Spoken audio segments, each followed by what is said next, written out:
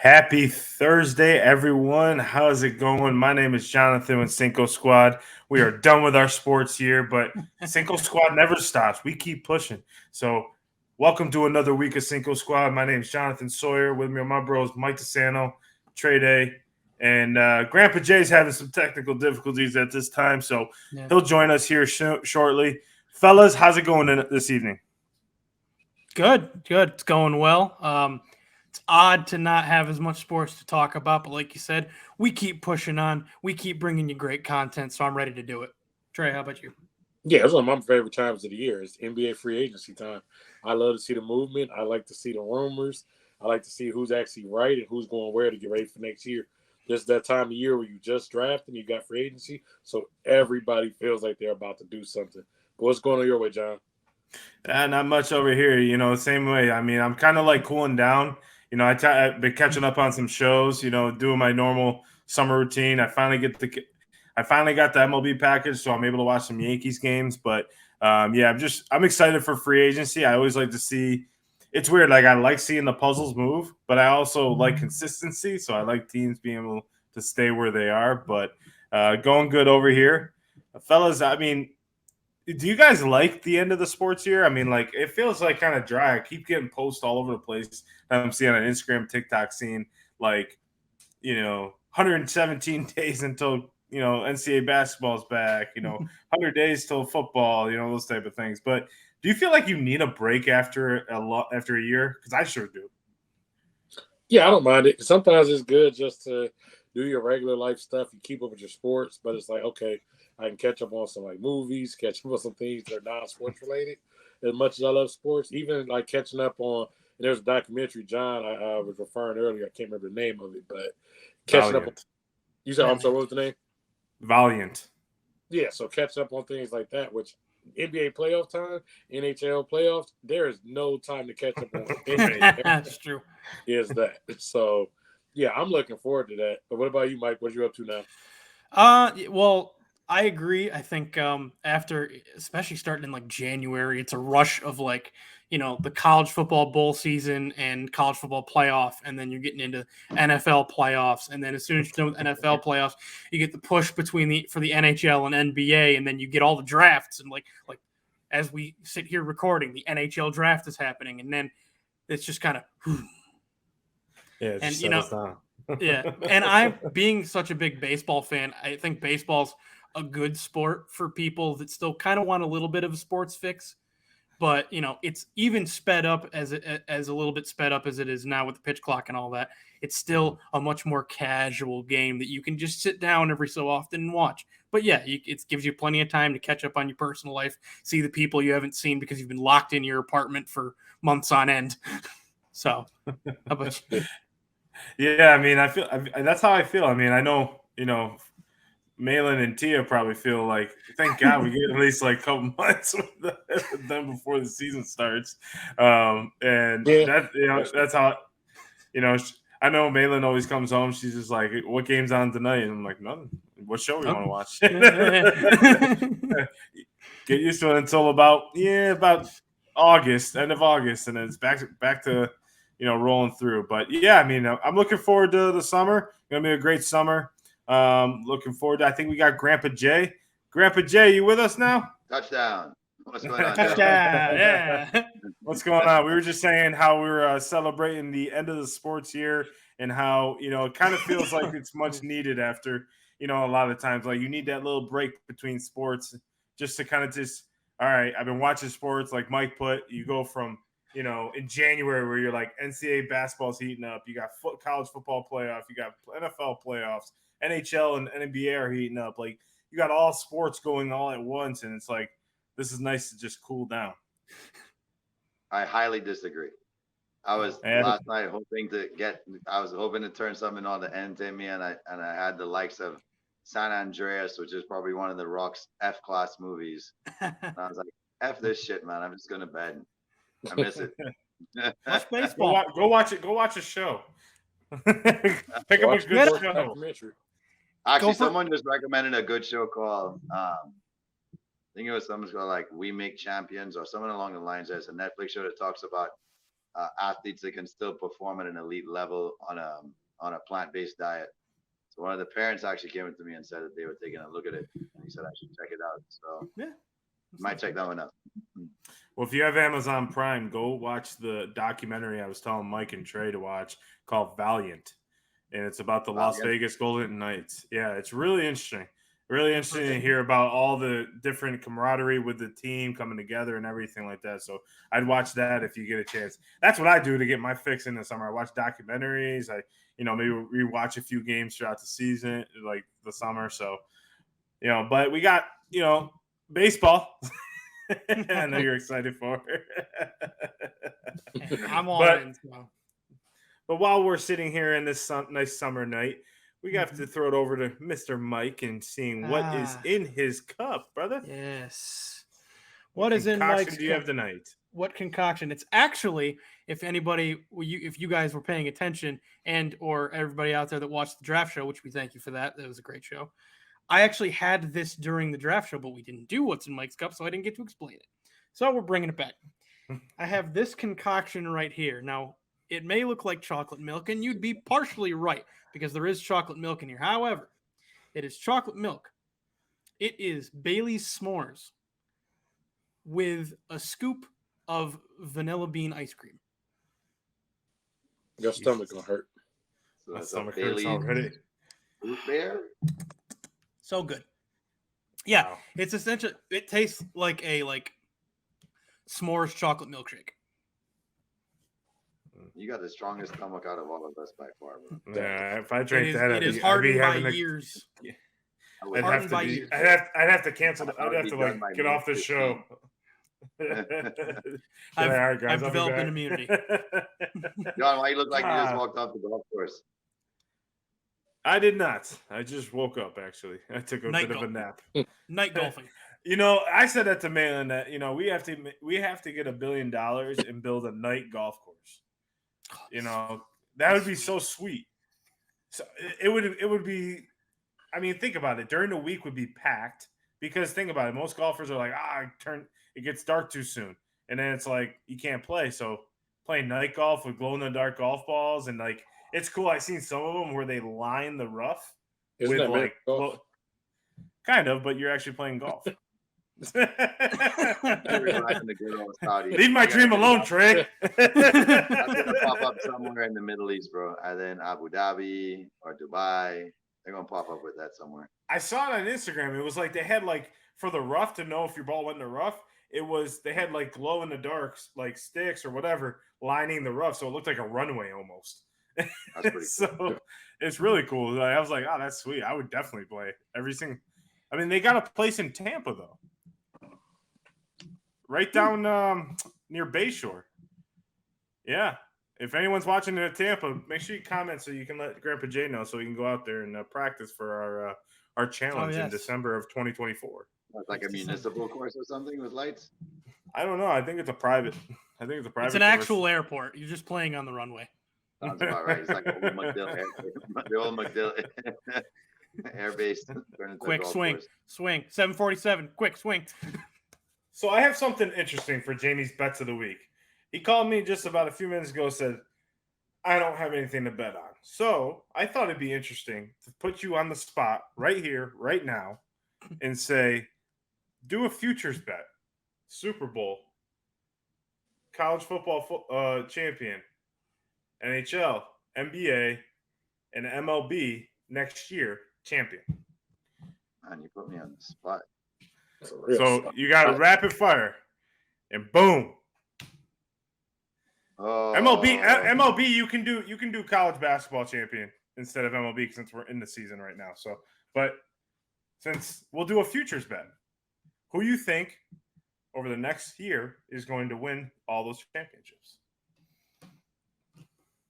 That's like the worst thing to do me right, bro. Now my brain is racking on what's a probable pick, who's on what roster. Too many trades didn't happen. You have no idea who's starting in goal in the NHL for what team yet. Like that too many X factors for you. Just okay, hey, I'll make Mike happy. The Rangers can win the Stanley Cup. Woo! I love typing that. Sorry, bro. I had to do it to you. This is so tough. The Padres will have a bounce back year and get the pitching they need because they have the bats already. They'll win the next World Series because they ain't going to the playoffs this year. So the 24 World Series. Yeah. God, this is so tough. College basketball is going to be an absolute mess with the transfer portal, and things are still kind of up in the air right now as to who's going where. That one's probably too hard to predict at this moment. But I will say that I won't be surprised if FAU makes another Final Four run. I don't know if I'll put them in the championship game, but go ahead and make a futures bet on FAU winning that bracket again. That's kind of how Butler had that magical run when they kept making deep runs. I think FAU is built to do that right now. They returned everybody. Yeah. So NBA, NFL, and then college football. I'm not so sick. NFL for this year, right? NFL for this year. Yeah. Cool. The Bengals. Wow. Ooh, the Bungles. The Bungles. And who we have at NBA and who else? And college NBA football. And college football. Yep. And this is tough because free agency hasn't started yet. So you're making a futures bet. So yeah, this could hit big though if you think about it. If you hit NBA, because there's no free agents yet signing. So yeah, are there odds yet? Yeah, of course there are odds. There are odds. Okay. There's always odds right after. This Miami's making such a huge push for Dame Lillard. Give me Miami. If they land that. And if you get them now, compared to when Dame's there, it's going to be a huge drop off. So your futures amount would be huge right now instead of waiting for Dame. And then, all right. I'll say to be fair, you might want to say Ohio State wins the college football playoff just to cover the board. Yeah, we already know that. I mean, they are a perennial contender every single year, but I will go with somebody that nobody wants to talk about, but I think they will win it is USC. Trojan. All right. So this is a Jamie's Bets of the Week futures bet for this year and then MLB in 2024. We have the Rangers, the Miami Heat, the Bengals, FAU making the Final Four again, the Padres winning the World Series in 2024, and then USC winning the Natty. Wow. Okay, so that's Jamie's Bets of the Week. Sorry, bro. I had to put that on you. Watch him be completely. Well, I was just thinking about it. I was like, well, he doesn't have any bets of the week, and this is like the perfect time to put a futures bet in because there's NHL draft going on. There's no NHL. The NHL trades are starting to go. Free agency hasn't hit. So if the Heat end up landing next year, like, that could be a good pick. The Bengals are a good these guys pick. could be winning like 40 grand and 50, 60 grand on two futures they got right betting a year in advance. If you put $50 on all of those and they hit, that could be like $1 million freaking payout. So you know what I think your best pick is, Jay? And the first thing we're getting you is a camera. I think your best pick in that whole group. I mean, if they re-sign who they need to re-sign, then I can see it. Is FAU going to the Final Four? I figured. Yeah. FAU returned everyone, so that's a good one. The Rangers are in a sticky situation right now because they don't know who they're re-signing, and that's the biggest thing. And I don't even think their pick is they're up in 2 picks here for the NHL draft, but 23rd, yeah. But that never means it. But I know Trey Day likes that USC pick. No, but USC. But you forgot the other USC. Don't forget, you got Baby University of South Carolina. No. Baby Goat is also playing USC basketball next year. Yep. Oh, Baby Goat. He is too. Yeah, USC is gonna be a fun place next year. Yeah, but not the right Baby Goat though. It's not. That's Bryce. The other one. That's Bryce. Who's the other? Oh, I was like, who will probably also go to USC at this point. Or what are you gonna say? Your boy Marcus Jordan over there. or Marcus Pippen. 100%. Who went to a Division III school? Mike, I hate to say this, but the Devils are probably built to win more than the Rangers right now. But I won't pick the Devils. Hey, Jay. No, don't. You were you had it before. You could have just stopped where you had it, and then just let hockey be what it is. I gotta wait for Trey's 2027 prediction with the Maple Leafs. We'll do a futures on that in 2026. Oh, I forgot that's a thing. Oh, I'm already waiting for it. I'm ready. All right. Once those gates open, we gotta all send Trey like $10 or something like that. Oh, 100%. And and then if we hit, we're going to the parade for sure. We're going to Toronto. What do you mean? I was gonna say, we're gonna do a live show from there. Everybody futures hits, we might win more than Drake wins on his bet, and we'd be like, "Yo, Drake, we want more than you. Hook us up. Let's come on your float." Look at if we hit on that, we'll be able to buy our own like mobile truck that can like do our studio from there. Kind of opens up the back, and it's like a studio. Bad idea. Well, that, and if you want, you can save money, fly here, and we'll just drive. See the sights. Yeah. I forgot you were in New York for a second. I was like, why would you drive to Miami? But I'm like, you're not in Miami, so. Mikey, I miss all the number 7 decor around you. I know the number 7 decor will be up soon. Okay. I just Still have to thinking decide about what he wants. Well, I have to decide where I'm gonna actually like permanently put the setup, because I've been on a wall in my room, and now I'm on a wall in my living room, and so I have to kind of decide which one I want to go with. But soon, all the 7s will be back. Wherever the router is, that's your setup. Right there. Yeah, that's where your setup. That's where your setup needs to be. That's where I may have to I may not have to be able to keep it up the whole time, but because it's in the middle of the living room. But we'll see. Anyway, you can break the table down. But yeah, let's get on to our first topic of the week, fellas. We got some interesting ones here of our summer topic edition. Mm-hmm. We have Mr. Trey. Take it away on the jerseys.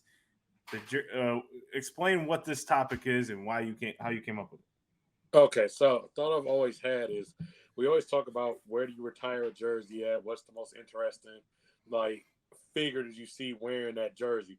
And it really became relevant because you had Jokic, who was 15 on the Nuggets. Meanwhile, that was Melo's number. And, Jokic is going to get retired, but the Nuggets can probably never retire that number. So, with it being the summertime and free agency for basketball, we're going to see a lot of jerseys change.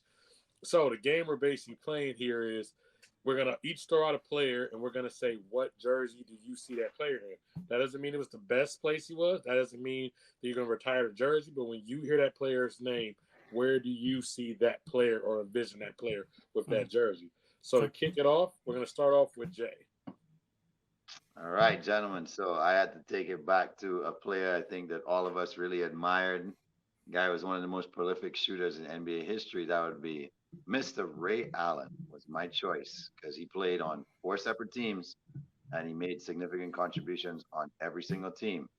He was actually drafted by the Minnesota Timberwolves, but in a trade, he ended up at Milwaukee. So he played for 7 seasons in Milwaukee and he got traded to Seattle.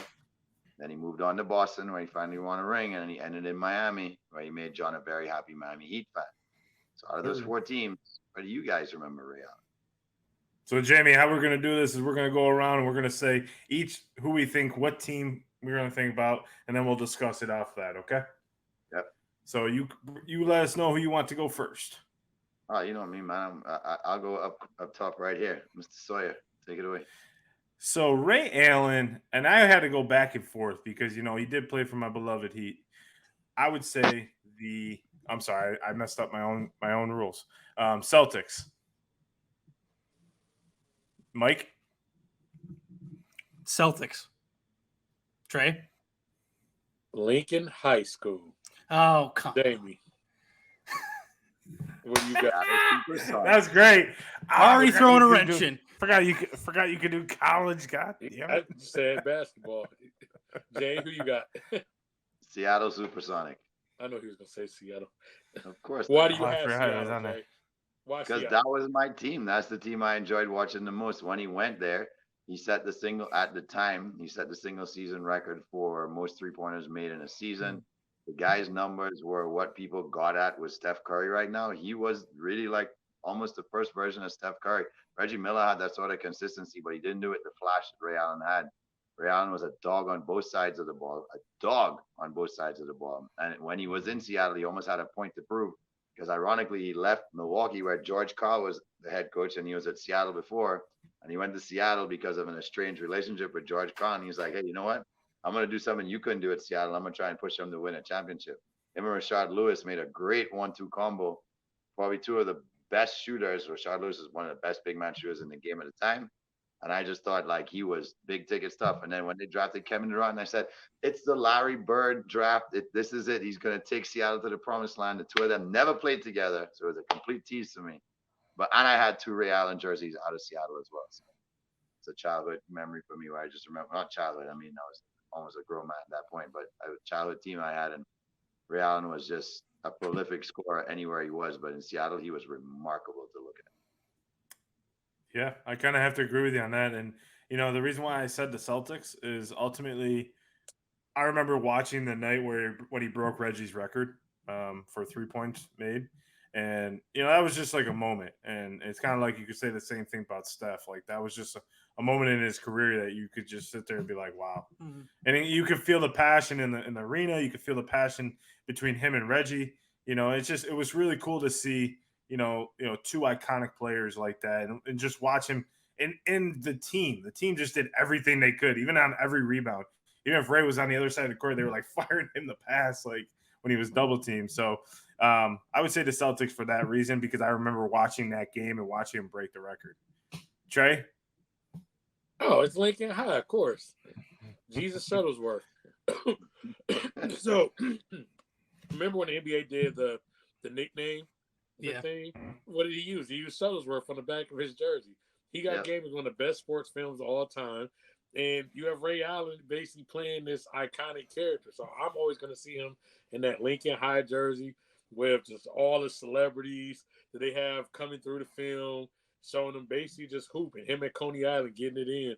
Him and Denzel Washington. And as a side fun fact, that game they played at the end, they actually played that game out. Denzel Washington was told to try to beat Ray Allen, and Denzel actually used to hoop in college a little bit. Smaller college, I think Mount Vernon somewhere, he used to hoop at. And they said he was really competitive and actually was trying to give it to Ray Allen, which it was fun just seeing him in that. If I had to go pro, I would have said the Bucks because that Ray Allen was just crazy athletic. People forget Ray Allen used to actually dunk on people. He didn't just shoot threes. The dunks in Milwaukee are crazy. And it was one of the most fun years watching that Bucks team play against the Sixers with Iverson. But at the end of the day, that's Jesus Shuttlesworth. That's who we always going to be to me.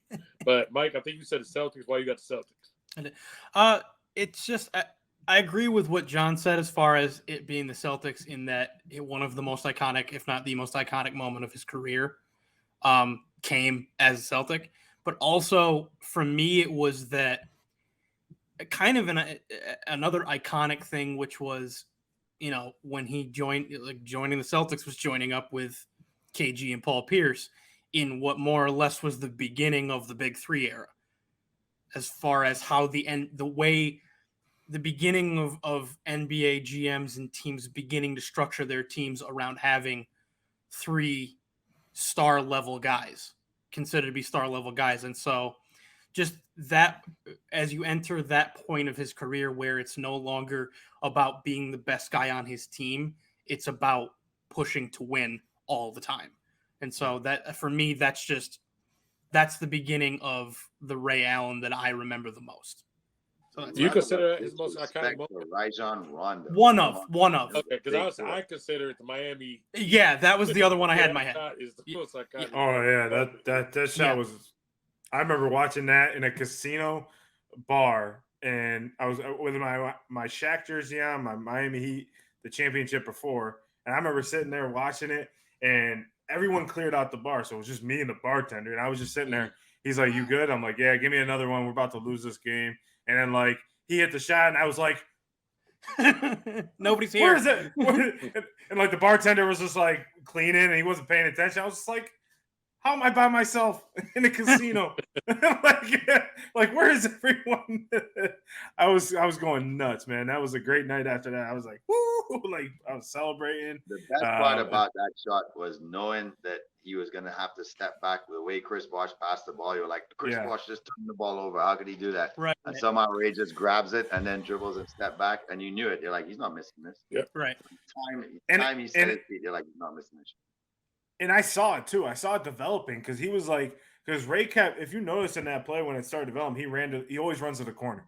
He always ran to the corner for the he was just circling that corner. So he was always in that motion, and I was like, he's open. Like, and when LeBron took it up, from what I remember correctly, I think LeBron took up the shot, and then Chris Bosh grabbed the rebound, kicked it out to Allen. Allen, sends it to game. It wins the series, and for me, I was like, oh, like that's. I was like, woo! I want a Ray Allen jersey. When he was young and athletic, he would do that as a bait and get players to bite and go in the air. Drive. And he'd pump fake and he would just drive baseline. One time he got Mutombo straight to the dome going baseline. And that was probably one of the more iconic He was moments. secretly he was that like athlete that like had that secret bounce. Like you didn't expect it, but then he like when he wanted to, he would just go off on you. Yeah. So that's a good one. That's good. Athleticism, not just pogo stick. Just when they were up, they were like Kawhi. Like when they're up, that was his head at the rim already. Right. All right, Mikey. Who is your next? Who is yours? So I decided to go with a guy, and I by the way, Trey, I love this topic idea because there were a million names that went through my head. But I decided to go with a guy that played for a lot of different teams and was a contributor on a lot of different teams, but never really a star at all. And that is Nate Robinson. Nate Robinson. Now I will throw it to Mr. Trey Day first. Where do you see Nate Robinson? Yeah, that was an interesting one because first thought is always to go to All-Stars. So it was like, oh, shoot, Nate Robinson. Okay, important figure. But for me, the Knicks. Okay. What about you, John? Knicks. Jamie? Knickerbocker. And gentlemen, we have our first agreement across the board. New York Knicks. What made you think about that? Yeah, what made you think it? It's just, I mean, so it goes back to when I was kind of really starting to pay more attention to the NBA and get a little more into basketball. And it was the fact that all of a sudden there's this, obviously I'm a Rangers fan. And so Rangers, Yankees, like I'm a New York City centric fan. So I gravitated when I was starting to watch more basketball to, the New York City team, which was the Knicks, especially since at the time the Nets were in New Jersey. So watching they play them on MSG all the time. So I'm like watching a random Knicks game one day. I was like maybe like 8 or 9 years old. And all of a sudden there's this 5'8" guard that takes the ball up, runs from the top of the key and just lifts off and goes like head above the rim. And I'm like, who the hell is that? It's Nate Robinson. So I think that will always be the memory of me is when the league first started to discover the fact that Nate Robinson, as small as he was, had absolute hops. Oh, yeah. Yeah. I mean, I guess I'll go next, but, the one thing I can remember is, come on, man. He won the dunk contest 3 times in a row. Or not 3 in a row. He was 2006, 2008, and 2010. Yeah. 2006, 2009, 2010. Come on, man. He defeated Dwight Howard, Superman. Right. Dwight Howard, come on. I was just like all in. That's all I can see. Like when you tell me Nate Robinson, that's all I see is like him dunking. I think he dunked over Dwight, didn't he? In that contest? I believe so, yeah. Someone at that height. One of them. In one of them he did. Well, how can you not think of Nate Robinson dunking and beating Dwight Howard, the big like prolific center that he was at the time? So I think him. Jamie? It wasn't that he was a prolific center. There's an argument that Dwight Howard may have been the best player in the league that particular year in terms of how dominant he 100%. was. Just complete dominance on both sides of the court. And probably the most iconic photo of any dunk contest is having that above the shot clock camera angle of Nate Robinson, fully cocked back hair, body over Dwight. Dwight's kind of like just barely doing this to make sure he clears his head, and he has the cape on, and Nate's in that all green Knickerbocker uniform. And I was like, if I'm gonna buy a the St. uniform, it's Patrick's gonna be Day that ones. all green edition. But it was the manner in which me growing up having this Sultan of Slams poster, and there was this guy named Spud Webb on it, and I got to know who Spud Webb was, and I'm like, how that started to make me obsessed at the time because I was a short kid. How can I get those kind of hops? How can I be a short guy because I never thought I'd be tall dunking the basketball? And like Mike said, not only was he explosive, he was fearless. It wasn't that he would go, he did not care. There was another guard like that who played for Phoenix. People undermined him, Kevin Johnson, who dunked over Akeem Olajuwon one time. Nobody was dunking over Olajuwon. Had that same sort of mentality. I'll take it to the rim. But Nate Robinson had a different mentality. His mentality was, I want you to be there. And most other players are like, I hope the lane is clear. He's like, I hope the lane is packed so I can make anybody in the league a poster right now. The cool thing about him as well is that he was a two-way athlete. He was a really good high school football player. So they said he kind of had his choices for where he wanted to go. But I think he went to school out west. I think he may have gone to Washington. And so being out there, of course, I think he. No, that was Isaiah Thomas. I don't know. I know he was a Washington. Nate went to Washington too, didn't he? Oh, he did go to Washington. Yes, he did. He's from Seattle. Yeah, he's from that area. So I feel like that football wasn't that a big of a thing out there at the time. You know, Seattle basketball is a big thing. You know, you had the Supersonics contending when he's a kid. So I think he obviously made the right choice and made us all fans, because who's not cheering for the little guy on the court that can dunk over everyone? It gave me hope to play in the NBA. There you go. Trey, we'll give you that same hope. Not that same hope exactly. My reason of why I see Nate Robinson as a Nick is completely different than everybody else's. I mean, completely different. There are two major events to happen with him there. One of them which him fighting Melo and the Nuggets in the Garden. That's why I always see him as a Nick, because of him picking up JR and them two fall into the crowd and they're in there scrapping. And then Melo comes in, hits Jamal, or I was thinking Jeffries, hits Jared Jeffries, and they're holding him back. That crazy scene is why I see Nate Robinson, because I'm like, man, this little dude just picked up all these 6'5" dudes and started scrapping. So that was one thing that happened. Now, later in life, Nate Robinson is going to fight, and he also helped start the career of Jake Paul. So we'll never forgive him for that. That's one messed up. Very true. That's why we wanted to see him there. But first knockout, right? Don't forget that. He's why we have Jake Paul. If he just would have knocked Jake Paul out like he was supposed to, we're not stuck with that asshole right now. So as simple as that with there. The other issue or thing I would say is actually an issue with him. He almost single-handedly killed the dunk contest in 2006. People forget in that dunk contest, he won the dunk contest after missing 14 dunks consecutively in that Knicks jersey. He almost single-handed and then wins the dunk. There's no way you're supposed to win. 14 dunks consecutive. We keep letting you redo it, and then you win the dunk contest. Him and Dwight, that was a great makeup years later. But in 2006, he literally, in the Knicks jersey, almost killed the dunk contest. So Nate Robinson, yes, you are a Knick, but not always for the right reason. But I would take that back to Vince Carter putting on such a great show with T-Mac and with Steve Franchise. It took them years to recover off of how can you get better than that. Because we saw it get progressively worse for almost 7-8 years in a row until Dwight came out, and then that followed up with Blake a little bit afterwards, and then Aaron Gordon, Zach LaVine. Those guys like Blake Griffin, and I always say this: it's like, yeah, they can dunk. Yeah, they're 6'11". I mean, I would hope they can dunk, right? And but most of their dunks weren't really impressive. It was more power. They were throwing.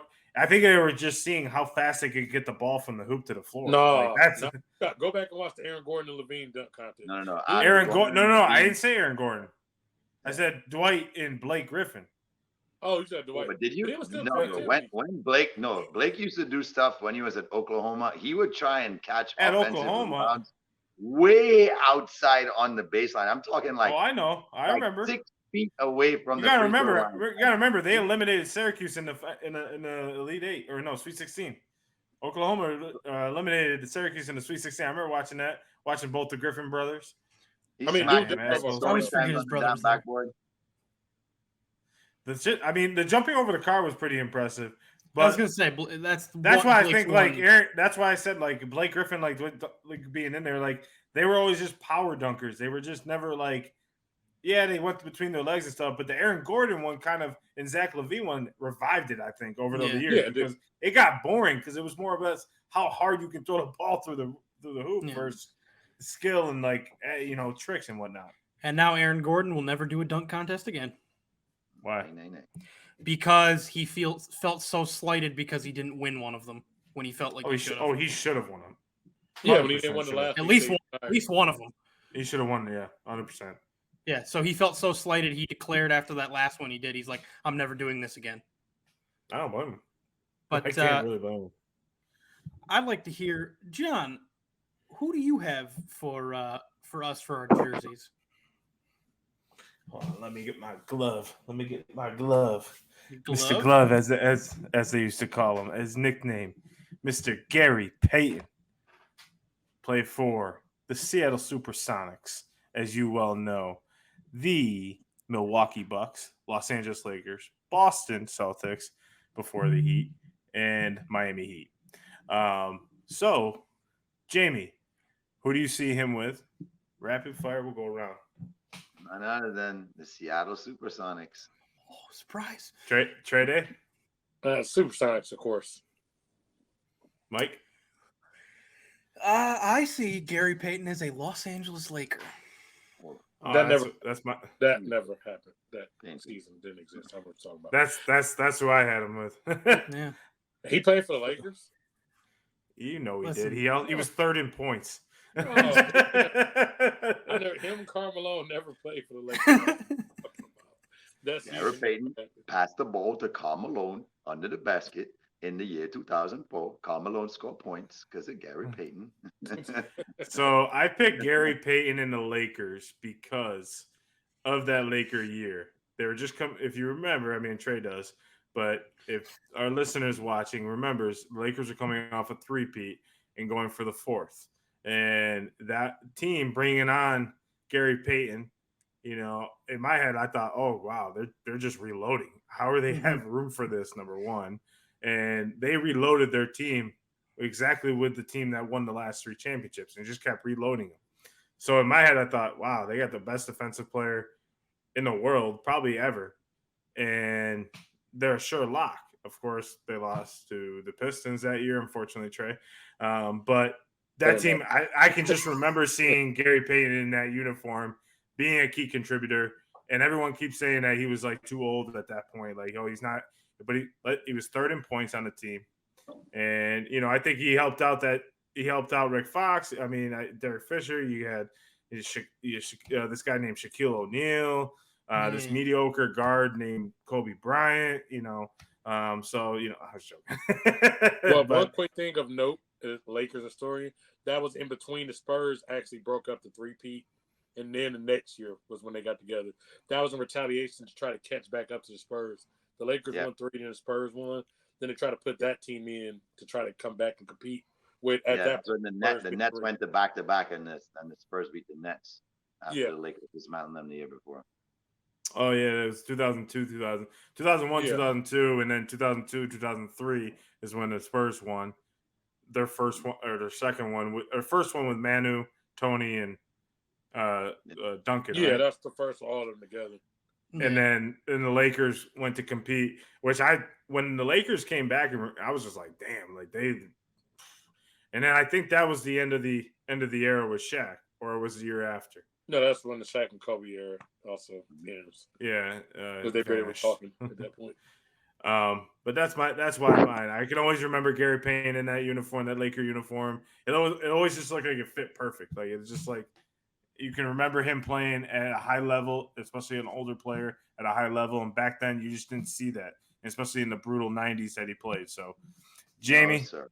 What fit perfect was that number 20 with the Seattle skyline on the jersey, and him throwing the ball up and introducing people to the inaugural Lob City.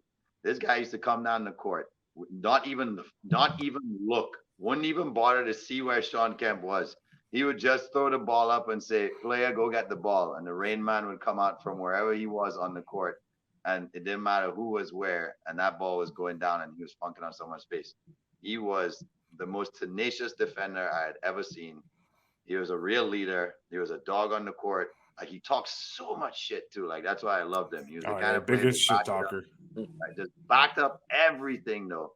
Led the league in steals one year. Was very close to leading the league in assists that same year. He was the kind of point guard that you feared playing against because he was a floor general that also had a lot of flavor to him. At that time, the floor generals didn't have a lot of flash to them. You had your John Stocktons.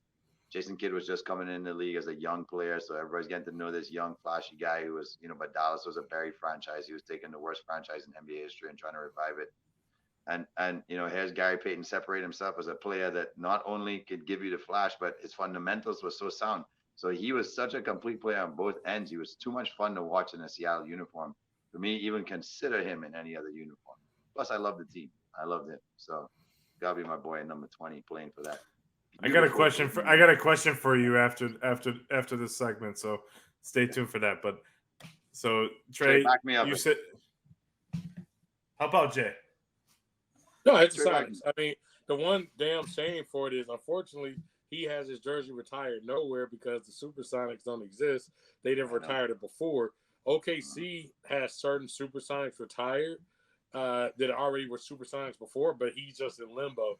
But when you talk about the glove, I mean, I remember that Supersonics team, like the 96 team, like crazy. Like them going up against Jordan. Yeah, they lost, but I mean, I remember like, you had Sean Kemp, you had Hersey Hawkins, you had Deadlift Shrimp. Like that team was like Vin Baker was out there. That's Vin Baker before he got with Ray years later. Mm-hmm. But like that team was that was a cold team. They just went up against Jordan and the Bulls. They really should have got a championship out of it. And I just see him in that Forest Green Seattle uniform when I hear him. If you tell me Supersonics, not just Gary Payton, if you say Supersonics, he's the face that comes to my mind, even if you just say that team, even current day. So for me, I'm going to say Supersonics. But Mike, why do you that made up moment where you think he might have played for the Lakers? What? Faker Laker. Well, I can tell you on a side note, Trey, I'd love for the 04 year to just not exist either, but that's fine. For me, it goes back a little bit to kind of what I said with Nate Robinson. Why 04? Yeah. Think about it. What else happened in 04? His hat. Or didn't happen? His hat. Oh, come on! I'm in basketball mode. So I'm thinking about what happened with the Knicks. I'm like, what happened with the Knicks? To be a blip in the radar of sports and non-existent. Yeah, we gotta own it. Yeah. We got our ass kicked. 03, something happened. A hole opened up in the universe, and then 05 happened. No, for me with Peyton and the Lakers, it's a little bit of what I said with Nate Robinson, which was that's around the time I started paying more attention to NBA basketball. And especially because as good as those, and I now, know looking back and seeing all the highlights and stuff, how good those Supersonics teams were with him for a long time. It just seems to me that there was never more expectations of a team with Gary Payton on it than that year. Adding him and Karl Malone to an already stacked team, like we said, it was put Payton completely in a team limelight as far as, well, they have to win. I mean, I don't know and you guys can enlighten me if I'm wrong. I don't know if there was ever a Supersonic season where it was like they have to win. Like this is the team that is, far and away going to win this year. Yeah, it was when Jordan left and they got beat by Denver and Houston snuck that one in. That was Seattle's to win. Seattle lost 2 games at home that entire season. What year was that? Okay. 1994. That's 94 season. Okay. That's Mike. How could you not know that? God damn it! I was -1 years old. Please help me. Jesus, Mike, pay attention. So allow me to amend. Mike. Allow me to amend my statement. 90 years in baseball. Get it together, Mike.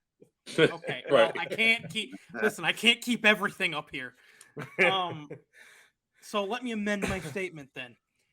In my lifetime, that was the highest expectations for a Gary Payton team. And so when I think of that between me, starting to pay more attention to NBA basketball and watch games and really pay attention to who's on what team, combined with the high expectations that, I'm sorry, Trey, were on that year, which did exist. That's just why when you say Gary Payton, that's immediately the image that pops up in my head. All right. Well, let's throw it over to Mr. Trade A and his made up season and see what player he's thinking. Well, not a made up player. We all know this guy. We come to love him. The round mound of rebound, Charles Barkley. Charles Barkley played 8 years, drafted in Philly, same draft as Jordan. Played 8 years in Philly. Then he was traded to the Suns after the dispute, played 4 years with the Suns, and then he spent his last 4 years in Houston. So, Mike, who do you see Charles Barkley with? I see Charles Barkley as a Phoenix Sun. John? Yep, same thing. See, Phoenix Suns. Give me Thunder Dan, KJ, and the round mound of rebound. That may have been the big three that never got discussed enough in Phoenix. So I'm going to go off the path here. I see him as a Houston Rocket. I had a feeling that might be what you said. Yep. Yes, I see him as a Houston Rocket. And I'll give you why I see him as a Houston Rocket. Because we talk about big threes. So, not Boston, but never forget, that was him, Elijah Wan. The first variation of it was him, Elijah Wan, and Clyde Drexler. Then Drexler retires. The second variation is Barkley, Elijah Wan, and Pippen. So you had two different forms of big threes, both with top 50 players at the time. They all-time NBA top 50 playing. Their head coach, Rudy Tomjanovich, thought to be one of the best coaches of all time. So I think of him as that. And a lot of people look at it as a flop, and he was hurt a lot. But Barkley still averaged a double-double. The first year, he still averaged 19 points and 13 rebounds. And he actually, in his first career game, there set his career record in most rebounds in the game that he had, which was 33 rebounds in one game, which he set in his first game, which was the second game of the year that year. And as a side note, he did not play the first game of the year. Why? Because him and Charles Oakley got into a fight in the preseason. So he was suspended for only one game because the NBA did not do big suspension for fight. But, John, why do you see him as a Phoenix Sun? I think because of his MVP year. I think that's why. Obviously, you see him, in the Jordan film. You see him a lot as one of the teams that could have contended with Charles Barkley. My first pick was the 76ers just because of, who he was drafted to and how he was like kind of given the torch from Auburn to Philadelphia. But it was like the second coming of Dr. J in a sense at Philadelphia. It was like, okay, now we're passing another big man who's going to take this all the way. So, but Phoenix because of his MVP year. 1 second, John. As a side note, okay, so the Phoenix, he has a big three, right? Up there in Philly, Dr. J, Moses. That man has so many big threes. So when everybody talks about, oh my God, it's so bad Barkley didn't win, how many big threes does Barkley need to win a championship? So Barkley goes up there and talks that shit about Kevin Durant. I don't want to hear that shit. You have many big threes in your career. So stop talking that shit, Charles. His whole career. He had a big three. Right. It was toward Dr. J's end of his career, correct? It was. When he got drafted. I just want to make sure I wasn't sure if it was like kind of like right after Dr. J retired. I couldn't remember. But Jay, why do you say the Suns? Well, it's a little more personal to me because that's about the time when I was going into high school. I wanted to make my high school basketball team, and one of my close friends at the time, he's not with us anymore. He was a family friend. So older guy, big, strong. When we used to play pickup games in my backyard, he would always treat me like I was this little freaking ant, and he was Charles Barkley. So he's like, can't let Sir Charles back you up. And he would throw me on the ground and go around me, and I had an 8-foot hoop, and I'd see him dunking the ball. And he was this huge Sir Charles fan because he loved his style. He loved the tenacity he played with. He had this, mentality that he didn't care at all how big anybody was. And he was probably one of the strongest players pound for pound in NBA history as well. So he kind of instilled with me this idea of like why toughness is something to consider as part of your game. He made me really fall in love with Charles Barkley's game as well because I didn't have him on the radar at the time. He was like, it's Jordan, and I'm looking at Gary Payton, and I'm all about the teams that I loved, and all I want to do is kind of jump on support that bandwagon. He's like, nah, you should pay attention to this guy, Sir Charles. And so he really got me to admire his game more, and I always thank him for that because I think that changed the whole perspective of how I saw basketball. Or how to play basketball in a sense, because I always wanted to be a shooter and finesse. And I realized that if you're willing to bang down low, willing to play tough basketball, you're probably going to make the team. because everybody wants to be Jordan, but nobody wants to be Sir Charles banging for rebounds. So it's more on a personal level for me. Why that's why I really started paying attention to this game. I love Phoenix basketball. I love the way they play basketball. He was just a fun guy to watch, and he was always fun to listen to. He was great TV every time he got the mic. Even now, we know he's great TV, but back then he was also great TV. Mikey, Mike, what about you? So, I think for me, it's because, so obviously I wasn't, paying much attention to NBA basketball near the end of Charles's career. I was really young and stuff like that. So really, Charles is the one for me, especially out of the group that we had tonight, where I have nothing but like highlights and, career retrospectives and things like that to look back on. And it just seems to me that he shows up more as a Sun, and that it's the Suns, his move to the Suns is treated more like it was completely his team. Like he was, despite the fact it's the end, it's, the tail end of Dr. J and Moses Malone's careers, his move to Phoenix was okay, Charles is the guy. Like, even if he's got stars around him, like you said, Charles is the number one guy. You'd never, even old Moses Malone and Dr. J, Charles was never going to overshadow the greatness of them at such a young age. And so his move to Phoenix, to me, always seems to be that sign of, the real torch being passed to one of the best players in the league. Or, now a legend in himself, or becoming a legend in himself. So that's just what I always see him as a Sun, because that seems to be just the first place he's treated as a star. A star. Yeah, I can see that. I also say Charles and the Suns, because I believe he was I believe that was when the Space Jam was shot too. So Space Jam was like one of the most popular movies, and I think it wasn't Charles in that scene where he like knocks his head on the hospital floor. Yeah, it's him against Ewing. I think they both get their power stolen in a game at the Garden. Yeah, that's right. I believe so. And then having him as a monster. Now he kind of looks like a monster in current day. But yeah, I mean, that's our jersey topic here. We're going to take it from the hardwood to the baseball field. So going over to the baseball diamond. I know it's Trey's and Jamie's favorite sport. But doing a lot of basketball lately. We'll swing it over to the baseball diamond since it is baseball season.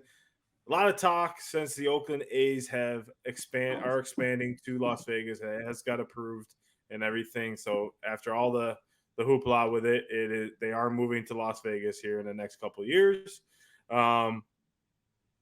Where would you guys expand a team for baseball? In what city and why? Throw it over to Mikey Mike, the baseball guru. Well, thank you. Yes, as everybody knows, as I've said before, baseball is my favorite sport. And I think as a league, they're going to have to expand at some point. I was going back and forth between two places. I'll hold off on the other one in case someone else mentions it. But my main choice ended up coming down to the city of Charlotte, North Carolina. And the reason for that I have is, first of all, Charlotte is a big enough market. They have an estimated population of near 898,000 people. It's an established sports city. We have essentially the Carolina Panthers represent that area of the Carolinas. And, we've also got the Hornets, and there is minor league baseball down there. But the thing that really keyed it into being a good baseball market for me is, first of all, surprisingly, there are no Carolinas pro teams, and there never not pro teams, MLB teams, and there never have been. There's a lot of, even with all like the early franchises moving around the country and all that. I mean, the A's, as you said, are moving to Vegas. They moved twice before they got to Oakland. They were in Philly and Kansas City first. Mm-hmm. Even in all that, there really weren't any Carolinas MLB teams or pre-MLB teams. There's always only been minor league and college, and that's the big thing for me, is that with a growing NCAA college game, and we just saw the College World Series, got huge viewership on TV. It's always packed in the stadium for it. And a lot of teams from down there are always in the mix, both during the college season. Wood bat leagues are prevalent down there. You see a lot of early in the year, you see a lot of northern baseball programs having to go south down into the Carolinas to play early season tournaments because the weather's nice down there. And I just think it's a good through line down the coast if you look at the MLB. I mean, if you ride the East Coast at that point, you could go Boston, you could go either New York team, Philly, Baltimore. You can get into the Nationals, then you get into your Carolina team, and then you're down into Atlanta and down into Florida. So there's a real through line of, baseball teams at that point on the East Coast. So I just think Charlotte, being its baseball history and the size of its market, I think would be a great place for the MLB to expand and be able to immediately market a franchise there. Well, Charlotte's also a growing city too. A lot of people don't realize it, but I've drove through it probably a half a dozen times. And anytime I've stayed there in Charlotte on my overnight drive through, I've always enjoyed it. Like, people are nice there. The city's vibrant. It's growing. It's young, from what I've been told from colleagues that I work with there very closely, that they say that city's continuing to grow and grow in the good way, not in the bad way, right? So, I can see that. And it's surprising that baseball doesn't have a Carolina team, in my opinion, because of all the wooden bat leagues. Every time when I was younger playing baseball, that was where a lot of kids that I knew would go down for the summer, play in the wooden bat fall leagues, wooden bat summer leagues, or, Babe Ruth leagues. They go down to Myrtle Beach, go down to all those. And so not having a professional baseball team was kind of always confusing to me.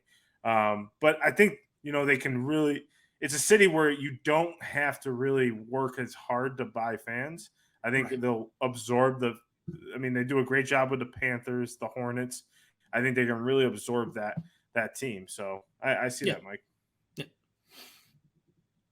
John, so I'm going to go a little bit off the board. And I actually strongly consider Charlotte. That was actually one of my top three. But actually, I would like to see a team go to Louisville, Kentucky. I know it's a little bit off the board. Louisville, home Kentucky. of the bat. Yes, that is part of my logic, actually. You already have the Louisville Slugger Museum. It's literally the home of the bat. So you can lean in. You can even call the team the Louisville Sluggers. Could even be the name of the team. Louisville is not like a super small market. It's actually one of the 30 biggest cities in the country. So you can get a lot of people coming in.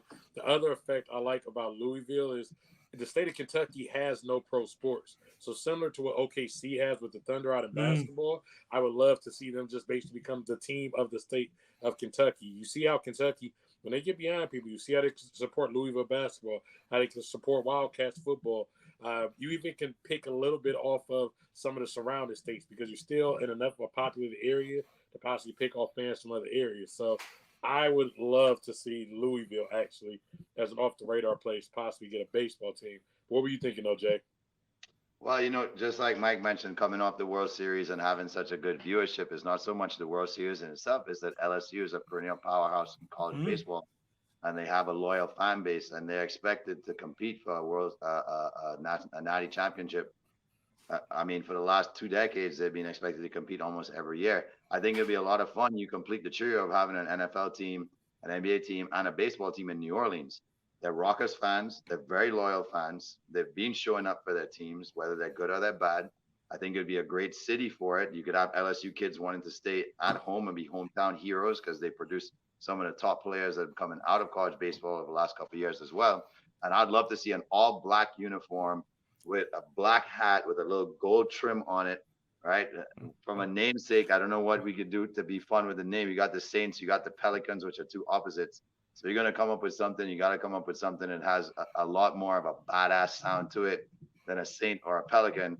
So this is where I feel they can go more on the evil side of thing and be like the New Orleans Dragons, or something where you could have a really cool logo and something that stands out as like an animal that depicts like this fiery spirit to it, because that's what I feel about New Orleans fans when it comes to their sports in the city.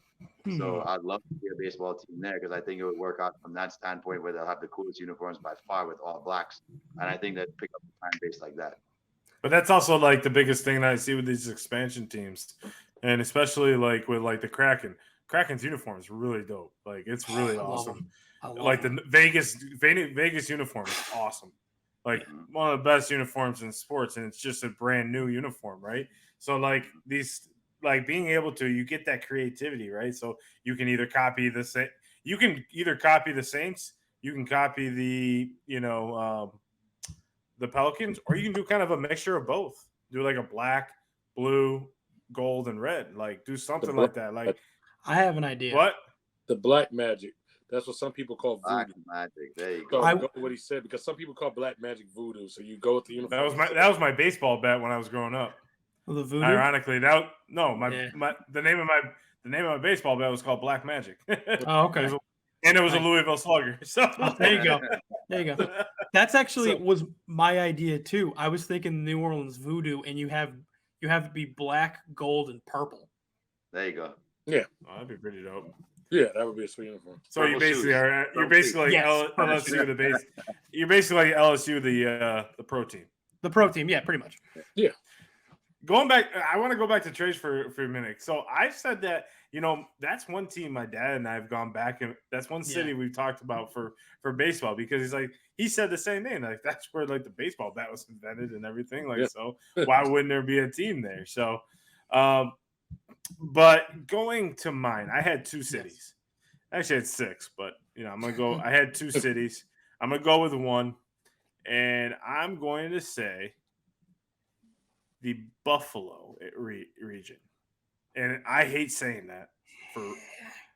I hate saying it, but Buffalo really does a great job. I mean, we see it all the time. They are dedicated fans. Mm-hmm. It's not going to be hard to sell.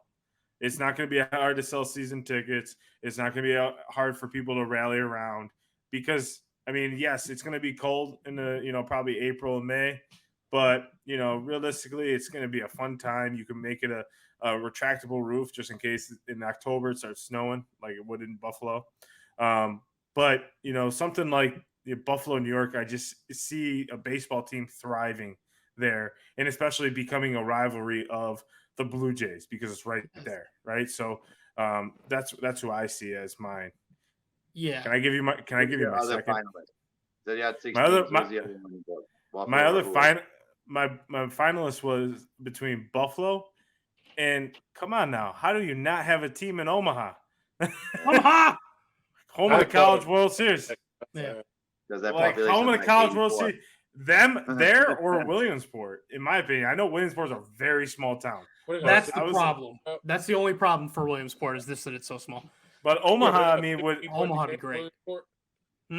Williamsport's gonna have 6 people in the crowd. Nobody's going to Williamsport. Exactly. Everybody's they'll have a bunch of kids. They'll have a bunch of kids. No, but Omaha has a. Fly in for the World Series. Then they'll be going. Omaha's actually a bigger city than you Omaha's think. Omaha's cool. Williamsport. The only reason why I said Williamsport is because of the kid factor, that aspect, but it's all people traveling to. Those kids don't live there. Yeah. But Omaha is really cool because you're the finalist, Mikey. I'm interested in hearing who else it would have been for you. Mikey, you said you had 2. Yeah. So my other one was Portland, Oregon. Yep. Which I had that too. If anybody hasn't seen the Netflix documentary, The Battered Bastards of Baseball, which was Kurt Russell's dad that founded a team in a semi-pro team in Portland that was super successful. Plus, one of the knocks on the MLB is always, from a travel perspective, the fact that Seattle has to fly everywhere. Yeah. Their closest opponent is the Angels, and they still have to. It's still like an hour and a half flight to get to their closest team. It would be San Francisco, wouldn't it? Apparently it's the Angels. I thought it would be San Francisco, but apparently it's the Angels. North. Well, the Angels, because they play in a division. Yeah. They don't play the Giants very often. Their closest frequent travel. And to your point, Mike, not every team flies. The Yankees fly to Boston to go play Boston, and vice versa. Yes, but at the same time, really Seattle has. But the thing is, Seattle has no one near them. Yeah. Yankees fly to the New York Mets. I'm joking. What do they just go? They go to JFK, and They go to LaGuardia and fly to JFK. Jesus. Trey, did you have someone other than Louisville in mind as a finalist? For you? Nashville would have been my other one. Okay, Nashville. so that's Nashville like you actually- can collect the same region. Well, Nashville's actually already they actually have a whole committee they've been really trying to put together. They were going to call the team, I think, the Nashville Stars, because that was the Negro League team that was in Nashville. But they actually have a committee of like 8 guys with some real money that have actually been trying to really push for that for the last couple of years. Yeah, they tried to pitch for the A's before the A's. The problem is like baseball is kind of like NHL, and they need to get some new mindsets in there Yeah. that are not these old mindsets. Like, no, But these are new. we're doing it just the teams that are here now. Like, that's how they are. They don't want to. So that's why I was interested to see. You're right. Get it going, because even their stadium, I saw a design to it. It looked really futuristic, like the stadium they were looking at. So they've been trying to push, and I mean, we'll see, but there's some money behind Nashville as a possibility already. Yes. And then Yeah, I think that would be a good choice. It'd be perfect because they could tandem that build with the Titans' new renovation to their stadium or new stadium that they're building, and because if you ever go to Nashville, and because I've been on either side of the strip, because both professional teams are on Broadway. Bridgestone Arena is at the beginning of Broadway down here, and then the Titans Stadium is down there, so you can literally walk the whole strip of Broadway, walk across the bridge, and then there's the Nissan Stadium. So it's pretty cool if they put a baseball stadium, but they got to be strategic about it, because when I was down there, they were building a lot of buildings. So if they were going to do it, they need to have it down there, in my opinion, because that's where the majority of Nashville is. Right. But that's actually a really cool. I didn't even think about that one. And they could Jay? piggyback. They could piggyback off the Predators' Smashville too. Yeah. You guys. Jay? Purposes, if Tampa was to leave this market, I wanted to be on Orlando, so I didn't have to drive an hour away. I wouldn't have to go to. I don't know if they'll stay the Rays, but Orlando is obviously somewhere where they could put in a pretty fancy stadium. They already proposed one in case that does happen, and I don't think they lose too much of the fan loyalty. It's just it makes it more of a little bit of a road trip for current Rays fans to go there. I think that while they realize it's a better game experience for them, because they'll be going somewhere where you can make it a day or you can make it a weekend with your family. Right. So I think that would be the best fit for selfish reasons, of course. But I think it would be a good fit for baseball. Yeah. Watching that documentary last night, Orlando is the closest thing to what Vegas is. And the reason I say that is because Orlando is the #1 tourist city in the state of Florida, and Vegas is probably on the East Coast, and that's taking over NYC. So when you think about that, like, Orlando would adopt the communities around it, the Lakeland, the Kissimmee, like all those places around there. Kind of like what Vegas did. They adopted the places outside the strip. So once you get us outside that, and as Trey and I know personally, the Disney Universal bubble, it's all like actually Orlando's a pretty nice city, like in the sense like when you get outside that area. So, and Jamie knows. So I actually Portland and Orlando were on my list too. So it's kind of funny. Did anyone have Montreal? No. Didn't work the first time. It's not going to work again. I disagree, but why? It wasn't anything other than the ownership. Yeah. The ownership refused to stay in that stadium. That was the only reason why they had to leave. Didn't you say it was a brand new stadium? No, it was Olympic Stadium. It got built in the 70s. Yeah.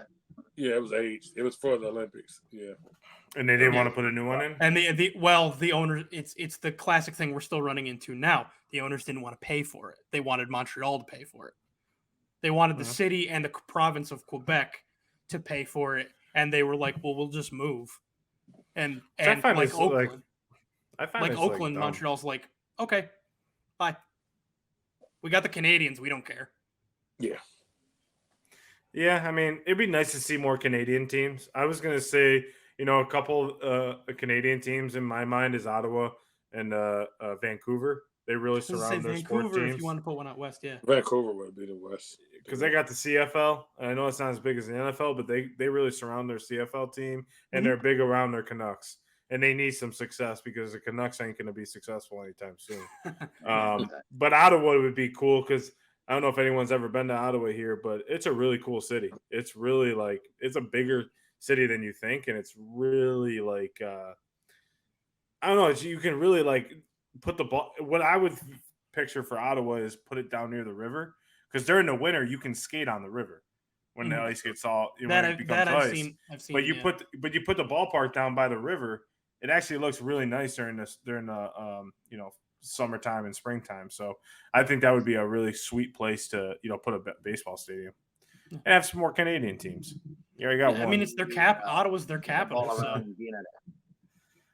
What's that? What's that, Jay? Yeah, Jay, what'd you say? What? I said, give a little more baseball love to Canada. Oh, we're gonna get another baseball team there, bud. But I think it's time. I mean, we're an hour in here. I think it's time, Jay, to take us away for Stump the Squad. We missed Stump the Squad last week, so it's nice to have it back again this week. This is the time in the show where we all pretend that we don't know everything. We do. We just make you guys feel good about yourself. So we ask each other questions. You get it right, you get +2. If you get it wrong, you get -2 or -2. Person with the highest score at the end of Stump the Squad gets the rant of the week. And I will let Mr. Trade sitting in the middle there take us away this week. Well, in honor of an earlier event we talked about, our guy Ray Allen, fun guy. Let's revisit Ray Allen here. So, as I said earlier, one of my favorite movies is He Got Game, starring Denzel Washington with the director Spike Lee. So, our trivia question for He Got Game is, which one of these players did not make an appearance in He Got Game? Derek Fisher, Travis Best, Walter McCarty, or Rick Fox? I'll repeat the names again for you all. Derek Fisher, Travis Best, Walter McCarty, or Rick Fox? I'm going to go with Rick Fox because he's the only one that ended up becoming a serious actor at any point. Okay. That so did not appear in He Got Game. Wait, which one did any of them wear 7? No. Derek Fisher. Damn. No, Derek Fisher wore 2. Derek Fisher's always 2 to me, but yeah, I forgot he did have it. Oh, where did he wear 7? Anyway. No, I'll stick with Rick Fox, even though it's probably wrong. Okay, Derek so Mike's Fisher. Rick Fox. John's going Derek Fisher. I know Travis Best and Walter McCarty did, so I'll go with Derek Fisher. Okay, so I have today successfully stumped Mike. Yep. Yeah, Jamie broke his streak. You got a question right. So no shutout today. Just need a basketball question.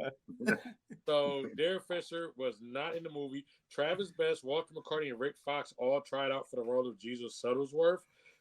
All 3 of them, of course, did not get the role of Jesus Shuttlesworth, but Spike Lee was impressed with them. So Travis Best and Walter McCarty were added in as 2 of his teammates, Jesus Shuttlesworth's teammates at Lincoln High. And Rick Fox, when he goes on the visit, Rick Fox, and he has one of my favorite scenes ever, and takes him on a visit around the college to go meet co-eds and have a great time there. So Rick Fox was going to Bible study. But and he had a quick Bible study also, a lot of studying. But as a quick note, there were a lot of other people that were considered for that role, just as a quick note. Kobe Bryant was who he originally wanted to play the role Spike Lee wanted. Kobe, because of the airball situation where he messed up in Utah, felt he did not need to be making a new movie. He felt he needed to be in the gym. So Kobe declined the role. T-Mac went out for the role. They said he was too reserved, so he did not get the role. And Allen Iverson was a last-minute audition. He said he never saw the script, and they said they weren't impressed with his audition, so he also did not get the role of Jesus Shuttlesworth. So a couple quick fun facts about He Got Game. But, Mike, what do you have for us today? Okay. Let's rein it in here, folks. Let's just rein it in, and let's take control of this. So, in honor of the College World Series and our champions, the LSU Tigers, I need you guys to tell me how many combined MLB All-Star appearances do the past College World Series most outstanding players have? Jesus Christ. You said how far back? From the beginning of the college most ever. outstanding Okay. player, which was first awarded in 1949. Oh, okay, 1949. Cool. I Yeah. remember. I was there. Yeah. Well, Jay, you were at that tournament, were you? Well, that's only 75 years back in your memory log. You have about 44 more in there, so it's not too far back for you. Exactly. I didn't go as far back as I could. So yeah, again, Yeah, how many season tickets, combined right? of all the College World Series most outstanding player award winners? Okay. How many combined MLB All-Star appearances do they have? 22, 32, 42, or 52? I love the number 22, so I ain't straying from that. 42. Okay. Jay says 22. Jay says Jay and Trey say 22. John says 42. We locking that in? Yep. Yeah. He stumped the squad. Today I have successfully stumped 32. John. It's 22. Jay, 2 in a row. I just had a feeling it wasn't that many. Most of it's really not, because it's so when I was counting this out, it's so shocking the lack of people that ever really played in the MLB That's that won why that I'm award. kind of Interesting. Like half of them are from Dave Winfield. Okay. Half of them are from Dave Winfield. Well, Jay, you're on a roll, so how about you get up there? To cool them off. In honor of Jesus Shuttleworth, since his name came up, and I'm happy Trey came up with a question and link that he got game, I'll go more to his actual NBA game and ask you guys, being the prolific three-point shooter that Ray Allen was, how many three-point contests did Ray Allen win during All-Star Weekend in his career?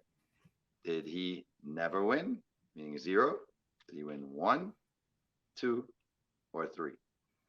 Was it 1. never, 1, 2, or 3 times? 1. You never won. Times it. I'm going 0. 0 for Trey. John, where you at? I said 0. Oh, you went with never as well? Yeah.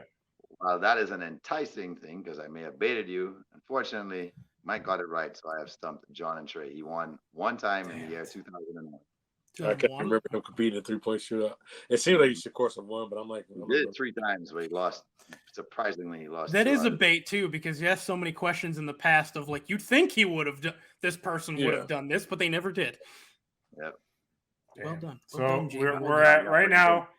So it looks like Jay is leading us for the first time in a while at 4.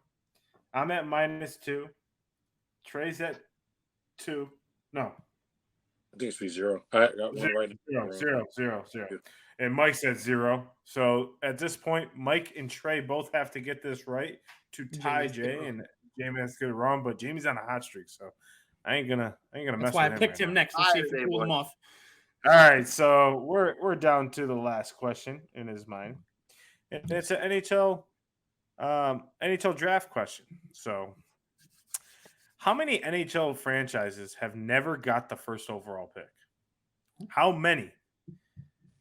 Is it 7, 9, 10, or 6? Of the current or just overall? Current what? Current teams or overall teams? Like franchises that no longer exist or Current teams. current teams. I'm going 6. Current NHL teams have never got the first pick in the NHL draft. 7, 9, 10, or 6. Oh, it's tempting. You want to go 7? It's right there. Of course, you need to go 7. It's worked in the past, but I feel like it won't work now, but I don't know. Let's see. Hold on.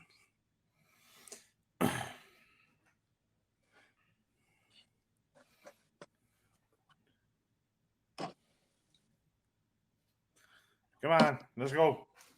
I feel like there's so many teams. There's so many teams. Come on, Mike. That have been consistently good for a long time. So I think it's a higher number. So I'll go with 10.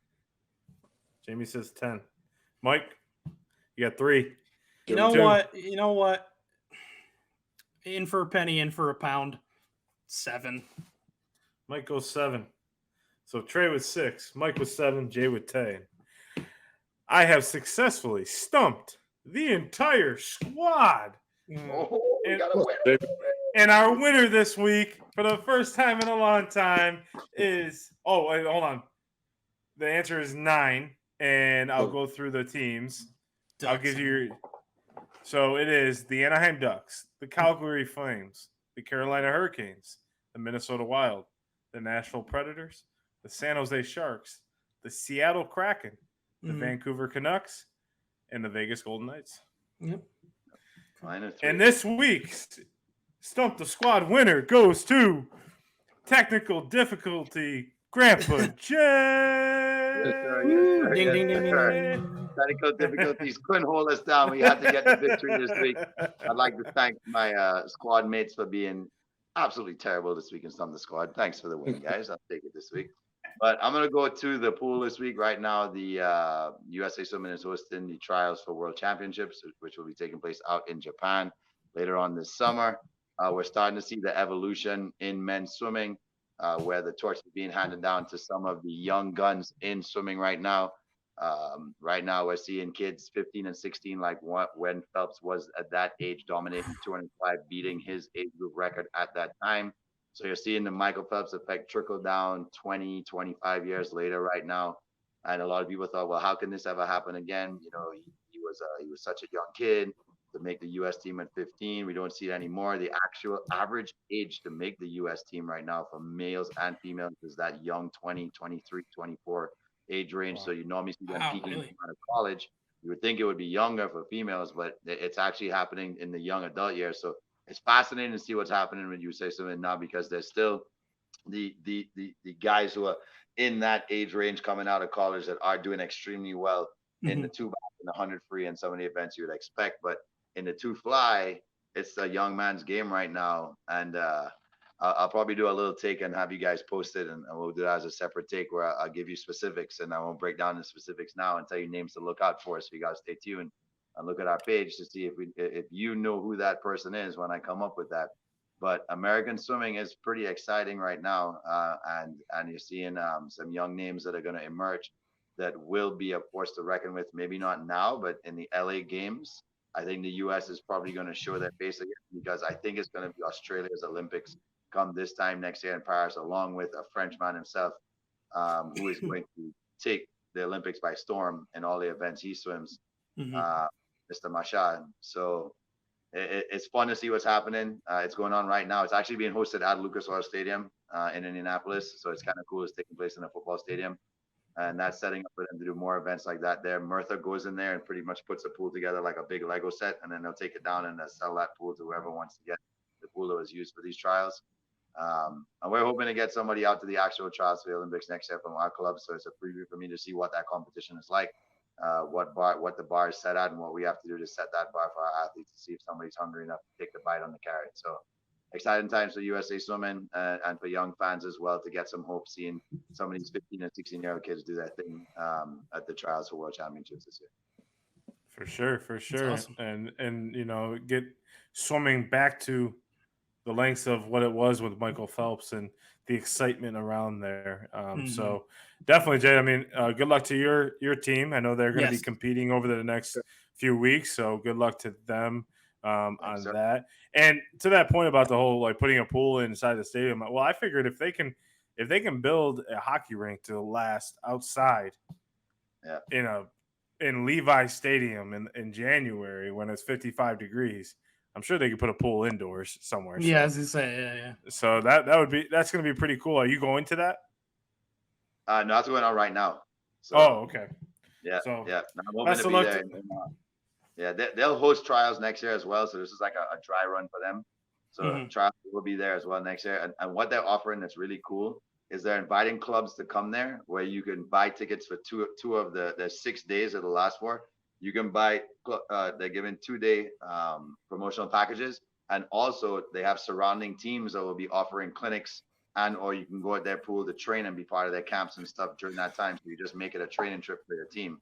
So it's something that the coaching teams, the coaching staff and I have been looking into as early prep for next year, which would be an awesome thing for them. Yeah, that'd be great. Even more awesome if one of their teammates would be there and we organize for them to go support their teammate at the event they'll be swimming at. So, you know, that's best case scenario for us. But even if that doesn't happen, we're looking to have them be a part of that and then really start this 4-year, appetizer us. But hey, this could be you 4 years from now. Come get a taste of it. Come and see Get 'em what this hungry. is like. Mhm. The biggest, it's one of the biggest shows in swimming. USA Swimming does a fantastic job. Oh. Fucking lights and like indoor, the firework flame effect, and it's just great for kids to go there and see the hype that comes with swimming at that level. So Yeah. it's a great show. Oh, the trials are awesome. Trials are awesome. Definitely. So, well, fellas, another week, another episode. Final thoughts. I have two things. Rest in peace to Ryan Mallett, who lost his life this week at age 35 in a drowning accident. Always tough to hear a young man being lost like that. So, had 7 seasons in the NFL and played for Michigan and Arkansas in college. But rest in peace to him, and thoughts and prayers are with his family. And then the second thought is happy 4th of July to you fellas. Year 2 in the books for Cinco Squad, or year 1, I should say. We're in the books here. So if you guys are celebrating, anyone out there, make sure you be safe. Call an Uber, call a Lyft. Do not drive, and be safe out there. Any final thoughts, boys? Yeah, on NBA that team, drowning note, spend just be wisely. careful. Yeah, be What's careful that? on a drowning note, because there was also 7 other drownings reported in Panama City over the past 2 weeks by males, all between the age of 43 and like 68. So, just on the whole, don't risk it if they have riptides, especially if you've been drinking. It's a heavy drinking weekend. Just You're not play bigger along than the Mother shoreline. Nature. Right. Keep the water at your knees or at your hips. You don't need to be a hero. You don't need to go prove anything. And this goes throughout the state of Florida, because there will be probably may not be the best of weather along the East Coast with some of the storms out there as well. So just play it safe this weekend around the water, especially because we don't need 8 drownings. We don't need more than the 8 drownings that have already happened in the last 2 weeks there. And that's what we do for. That's something I'm very passionate about, is drown prevention. So I just hope more people don't end up on the news in that regard after July 4th weekend here. Yeah, agreed. So everyone be safe. Have a great 4th of July. We'll be back here next week for Cinco Squad. Stay tuned. Check out our socials. Make sure you like, subscribe, and comment and share. Look forward to talking with you guys. Have a great weekend. Cinco Squad out. Halfway through the season, Ray's still number 1.